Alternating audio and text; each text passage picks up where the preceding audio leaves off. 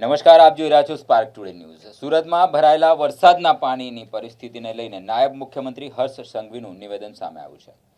સુરતમાં ભારે વરસાદના કારણે આ પરિસ્થિતિનું નિર્માણ થયું છે તેમ હર્ષ સંઘવીનું કહેવું છે। અનેક લોકોના ઘરમાં પાણી ભરાઈ ગયા હતા। મુખ્યમંત્રી દ્વારા રિવ્યુ બેઠક લેવામાં આવી છે। મુખ્યમંત્રીએ મહાનગરપાલિકાને કહ્યું છે કે તાત્કાલિક અસરથી આ બાબતે પ્લાન કરીને આ કામગીરી પૂરી કરવી જોઈએ।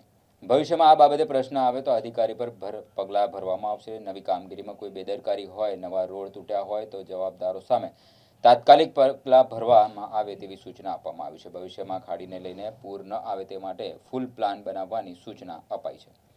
ખાડી માટે 500 કરોડ રૂપિયા ફાળવવામાં આવ્યા છે। ખાડીનું રીડેવલપમેન્ટ કરવાનું હોય અથવા તો ગેરકાયદેસર બાંધકામ દૂર કરવાના હોય તે કામગીરી ઝડપથી કરવામાં આવે તેવી સૂચના આપવામાં આવી છે। વહેલી સવારથી સાંજ સુધી છેલ્લા અનેક વર્ષોના જો ડેટા જોઈએ તો સૌથી વધારે વરસાદ આજ તકનો 7 તારીખે સુરત શહેર અને દક્ષિણ ગુજરાતમાં વરસ્યો હતો અને ખાસ કરીને ઉપરવાસમાં બી વરસાદ હોવાના કારણે સુરત શહેરના અનેક વિસ્તારોએ ખૂબ જ મોટા પાયે પાણી ભરાવાના પ્રશ્ન ફેસ કરવા પડ્યા હતા। અનેક લોકોના ઘરોમાં પાણી, અનેક દુકાનોમાં બી પાણી ભરાયા।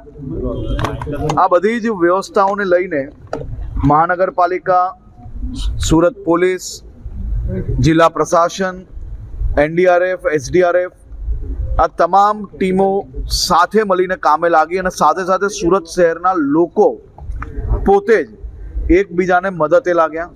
સૌ સામાજિક સંસ્થાઓ મદદે લાગી અને ક્યાંક ને ક્યાંક અનેક લોકોએ અનેક સમસ્યાઓનો સામનો કરવો પડ્યો।